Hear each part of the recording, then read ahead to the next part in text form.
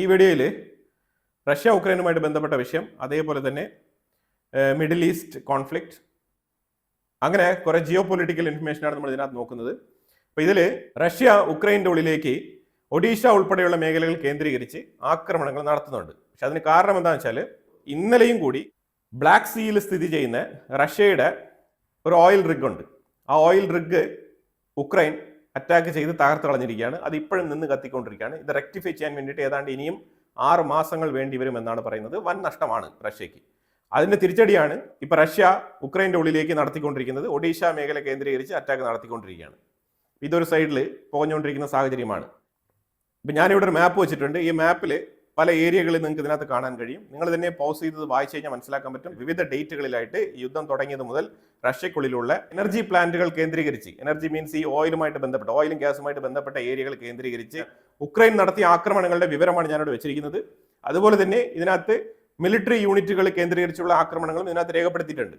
ഇതിനകത്ത് ഈ ബ്ലൂ കളറിൽ ഡോട്ട് ചെയ്തിരിക്കുന്ന സ്ഥലങ്ങൾ മൊത്തം ഓയിലും ഗ്യാസുമായിട്ട് ബന്ധപ്പെട്ട റിഫൈനറികളോ അല്ലെങ്കിൽ അതുമായിട്ട് ബന്ധപ്പെട്ട ഫീൽഡുകളോ ആണ് ഉക്രൈൻ ടാർഗറ്റ് ചെയ്തിരിക്കുന്നത്. അതായത് റഷ്യ ഒരിക്കലും എണ്ണ വിറ്റ് പൈസ ഉണ്ടാക്കാൻ അനുവദിക്കില്ല എന്നുള്ള തരത്തിൽ ഉറച്ച തീരുമാനമെടുത്ത് ഉക്രൈൻ മുന്നോട്ട് പോകുന്നതായിട്ടാണ് കാണാൻ കഴിയുന്നത്.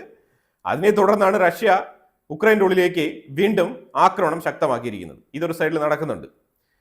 ഇനിയിപ്പോൾ നമ്മൾ നേരെ മിഡിൽ ഈസ്റ്റിലേക്ക് വന്നു കഴിഞ്ഞാൽ ഒരു ഇറാനിയൻ ഡ്രോൺ ഫിജൈറയിലുള്ള ഡു എന്ന് പറഞ്ഞ ടെലികോം കമ്പനിയെ ടാർഗറ്റ് ചെയ്ത് അറ്റാക്ക് നടത്തിയിട്ടുണ്ട്.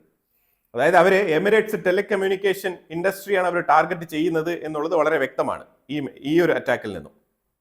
UAE-യുടെ economy and tourism minister Abdullah bin Touq Almarri പറഞ്ഞിരിക്കുന്നത് 40 ദിവസത്തെ യുദ്ധം കൊണ്ടൊന്നും തകർന്നു പോകുന്ന ഒരു എക്കോണമി അല്ല UAE-യുടേത്.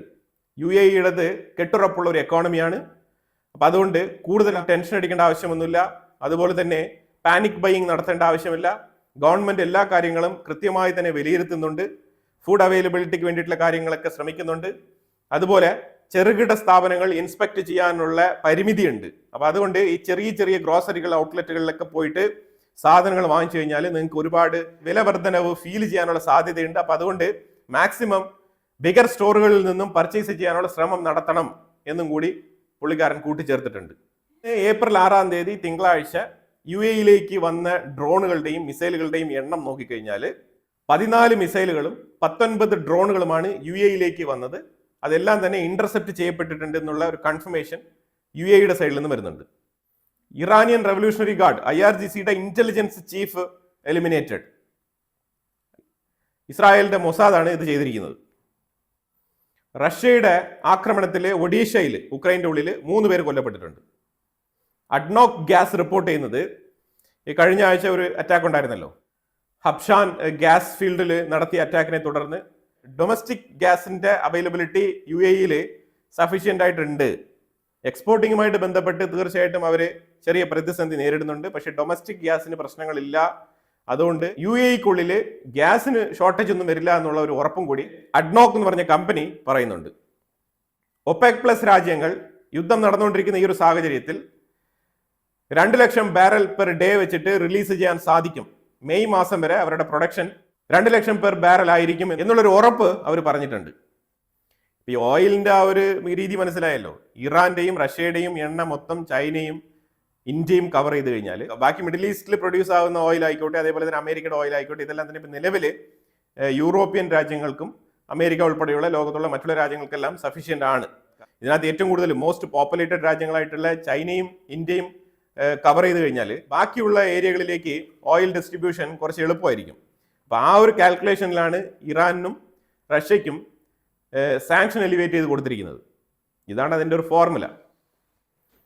ദുബായിൽ high level meeting, supply chain break ആവാതിരിക്കാൻ വേണ്ടിയിട്ട്, അത് ഫുഡ് ആയിക്കോട്ടെ ഏതൊരു മേഖലയും എല്ലാ മേഖലയും കുറിച്ച് ഒരു ചാമ്പർ ഓഫ് കൊമേഴ്സിന്റെ കീഴിൽ ഒരു മീറ്റിംഗ് സംഘടിപ്പിച്ചിട്ടുണ്ട്. എങ്ങനെ ഈ യുദ്ധകാലത്ത് സപ്ലൈ ചെയിൻ ബ്രേക്ക് ആവാതെ മുന്നോട്ട് കൊണ്ടുപോകാം എന്നുള്ളതിനെ കുറിച്ചുള്ള ഒരു മീറ്റിംഗ് ആണ് നടന്നത്. 2026 ATM അറേബ്യൻ ട്രാവൽ മാർക്കറ്റ് എന്ന് പറഞ്ഞ വളരെ വലിയൊരു പ്രോഗ്രാമാണത്. ഗ്ലോബലി തന്നെ ശ്രദ്ധ ആകർഷിക്കുന്ന, ഹോട്ടൽ ഇൻഡസ്ട്രിയിലൊക്കെ പണിയെടുക്കുന്ന പലർക്കും അറിയാവുന്ന ഒരു പ്രോഗ്രാമാണ്. എല്ലാ വർഷവും മെയ് മാസങ്ങളിൽ നടക്കുന്നതാണ് ഈ ഒരു പ്രോഗ്രാം. ആ പ്രോഗ്രാം ഓഗസ്റ്റ് മാസത്തേക്ക് പോസ്റ്റ്പോൺ ചെയ്തിരിക്കുകയാണ്. കാരണം വേറെ ഒന്നുമില്ല, യുദ്ധം തന്നെയാണ്. ഇറാൻ ഇസ്രായേലിൻ്റെ ഉള്ളിലേക്ക് ഹൈഫ ടാർഗറ്റ് ചെയ്ത് നടത്തിയ അറ്റാക്കിൽ 4 മൃതശരീരങ്ങൾ ഇതുവരെ കണ്ടെത്തിയിട്ടുണ്ട്. അതായത് ഈ ബിൽഡിംഗ് റക്കേജ്, ഈ കോൺക്രീറ്റ് റബിളുകൾക്കുള്ളിൽ പെട്ടുപോയ 4 മൃതശരീരങ്ങൾ റെസ്ക്യൂ ചെയ്ത് എടുത്തിരിക്കുകയാണ്. അത് IDFന്റെ സോൾജേഴ്സ് അത് റെസ്ക്യൂ ചെയ്തെടുക്കുന്ന ദൃശ്യങ്ങളൊക്കെ പുറത്ത് വന്നിട്ടുണ്ട്.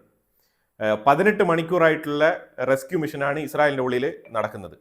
ഇത്രയും ലെങ്തി ആയിട്ടുള്ള ഒരു മിഷൻ ഇറാനുമായിട്ടൊരു യുദ്ധം തുടങ്ങിയതിന് ശേഷം, ഇറാനുമായിട്ട് മാത്രമല്ല ആ പരിസരത്തുള്ള ഇറാൻ, ഹെസ്ബുള്ള, ഹൂത്തികൾ, ഹമാസ് ഇവരുമായിട്ടൊക്കെ യുദ്ധം തുടങ്ങിയതിന് ശേഷം ഒക്ടോബർ 7, 2023 കഴിഞ്ഞിട്ട് ഇത്രയും നീണ്ട ഒരു റെസ്ക്യൂ മിഷൻ നടത്തുന്നത് ഇസ്രായേൽ ആദ്യമായിട്ടാണ്. 18 മണിക്കൂർ നീണ്ട റെസ്ക്യൂ മിഷൻ. അപ്പോൾ അത്രമാത്രം, അതായത് ക്ലസ്റ്റർ വാറുകെട്ടുകൾ തുടരെ ഇസ്രായേലിലേക്ക് അയച്ചുകൊണ്ടുള്ള ഒരു ആക്രമണ ശൈലിയാണ് ഇപ്പം ഇറാൻ കൈക്കൊണ്ടിരിക്കുന്നത്. ഇസ്രായേൽ ഇറാന്റെ ഉള്ളിൽ തെഹ്റാനിലെ ഒരു യൂണിവേഴ്സിറ്റി അടിച്ച് തകർത്തിട്ടുണ്ട്. അതുപോലെ തന്നെ തബ്രീസ് മേഖലയിൽ ആക്രമണം നടത്തിയിട്ടുണ്ട്. ഒരു ഇൻഡസ്ട്രിയൽ സോണാണ് അവിടെ അറ്റാക്ക് നടത്തിയിരിക്കുന്നത്. അതേപോലെ തന്നെ ഇസ്രായേലിന്റെ ഉള്ളിൽ ഒരു ഇൻഡസ്ട്രിയൽ സോൺ ഇറാനും ടാർഗറ്റ് ചെയ്തിട്ടുണ്ടായിരുന്നു ഇന്ന് രാവിലെ. ഇന്ത്യൻ എയർഫോഴ്സ് ആത്മനിർഭർ ഭാരത് എന്നുള്ള ആ ഒരു പ്രോജക്റ്റിന്റെ കീഴിൽ ഇൻടാക്ട് ചെയ്തുകൊണ്ട് ഒരു സൂപ്പർ പ്രോജക്റ്റ് നടപ്പിലാക്കിയിരിക്കുകയാണ് വിജയകരമായിട്ട്. Air dropped swarm drone system, അതാണ് വിജയകരമായിട്ട് നമ്മൾ പരീക്ഷണം നടത്തിയിരിക്കുന്നത്. കുറച്ചുകൂടെ എക്സ്പ്ലെയിൻ ചെയ്ത് പറഞ്ഞു കഴിഞ്ഞാൽ ഇത് കാനിസ്റ്റർഡ് ആണ്. അതായത് ഒരു സിലിണ്ടറിക്കൽ ഷേപ്പിലുള്ള ഒരു ക്യാനിന്റെ ഉള്ളിൽ നിരവധി ഡ്രോണുകൾ അതിൻ്റെ ഉള്ളിലുണ്ടാവും. അപ്പോൾ ഇത് എയറിൽ ഡ്രോപ്പ് ചെയ്ത് കഴിഞ്ഞാൽ ഇത് കൃത്യമായിട്ട് ഓപ്പൺ ചെയ്യാനും അതിൽ നിന്നും വിവിധ ഡയറക്ഷനുകളിലേക്ക് ഡ്രോണുകൾ ചീറിപ്പാഞ്ഞ് പോകാനുള്ള ഒരു സാഹചര്യം. അത് ഓരോ ഡ്രോണുകളായിട്ട് അയക്കേണ്ട, അത് ഒരു കാനിസ്റ്റർ അങ്ങോട്ട് ഡ്രോപ്പ് ചെയ്താൽ മതി, അതിൽ നിന്നും ഡ്രോണുകൾ അങ്ങ് പൊയ്ക്കോളും ചീറിപ്പാഞ്ഞ്. അപ്പം ഈ മാതൃകയിലുള്ള ഒരു ഡ്രോൺ, അതാണ് air dropped swarm drone system എന്ന് വിശേഷിപ്പിക്കുന്നത്. അടുത്തൊരു മിഷനാണ് Suryastra rocket launcher system. Pre contract trial successfully പൂർത്തീകരിച്ചിരിക്കുകയാണ് ഈ സൂര്യാസ്ത്ര റോക്കറ്റ് ലോഞ്ചർ സിസ്റ്റം. ഇത് ഡെവലപ്പ് ചെയ്തിരിക്കുന്നത് പൂനെ ബേസ്ഡ് നൈബ് എന്ന് പറഞ്ഞ കമ്പനിയാണ്. നൈബ് ലിമിറ്റഡ് എന്ന് പറയും. ഈ നൈബ് ലിമിറ്റഡ് എന്ന് പറഞ്ഞ കമ്പനി ഇസ്രായേലിന്റെ എൽബിറ്റ് സിസ്റ്റംസ് എന്ന് പറഞ്ഞ ആ കമ്പനിയുമായിട്ട് ചെറിയ കൊളാബറേഷൻ ഉണ്ട്. അപ്പോൾ ഈ ഒരു എൽബിറ്റ് സിസ്റ്റവുമായിട്ട് ചേർന്ന് പ്രവർത്തിച്ചിട്ടാണ് ഈ ഒരു റോക്കറ്റ് ലോഞ്ചർ പ്രൊഡ്യൂസ് ചെയ്തിരിക്കുന്നത്. ഇതിൽ 120 mm തൊട്ട് 122 mm റോക്കറ്റ് മുതൽ 306, 370 mm റോക്കറ്റ് വരെ ഇതിൽ നിന്നും ലോഞ്ച് ചെയ്യാൻ സാധിക്കുന്നതാണ്. ഓക്കെ, ഓൾറെഡി തന്നെ ഈ റോക്കറ്റ് ലോഞ്ചർ 293 കോടിയുടെ ഡീല് സ്വന്തമാക്കിയിട്ടുണ്ട്. പാകിസ്ഥാൻ ആണെന്നുണ്ടെങ്കിൽ ഞങ്ങൾ അമേരിക്കയും ഇറാനും തമ്മിലുള്ള യുദ്ധം നിർത്താൻ വേണ്ടിയിട്ട് അഹോരാത്രം പരിശ്രമിക്കുന്നുണ്ട്, 45 ദിവസത്തിൽ യുദ്ധം നിർത്തിക്കളയാം എന്നൊക്കെയുള്ള വീരവാദങ്ങളൊക്കെ അടിച്ചുകൊണ്ടിരിക്കുന്ന സമയത്ത് ഇന്ത്യയിലുള്ള ഇറാൻ അംബാസഡർ പറഞ്ഞിരിക്കുന്നത് പാകിസ്ഥാന് ഒരു മീഡിയേഷൻ റോളും ഇല്ല, പാകിസ്ഥാന്റെ മീഡിയേഷൻ റോൾ ഇറാൻ അംഗീകരിക്കില്ല എന്നുള്ളത് വെട്ടിത്തുറന്ന് പറഞ്ഞിരിക്കുകയാണ്. നമ്മളിപ്പോൾ ഇതിനകത്ത് ജസ്റ്റിഫൈ ചെയ്യുന്നില്ല, കാരണം JD വാൻസ് സംസാരിക്കുന്നുണ്ട്, അതേപോലെ അസീം മുനീർ ഇടപെടുന്നുണ്ട്, അതേപോലെ അബ്ബാസ് അരക്ചി ഇടപെടുന്നുണ്ട്. പക്ഷേ IRGCയുമായിട്ട് ബന്ധപ്പെട്ട ഒരു വ്യക്തികളും ഇതിൽ ഒരു കൺഫർമേഷനും തരുന്നില്ല. അതാണ് നമ്മൾ മനസ്സിലാക്കേണ്ടത്.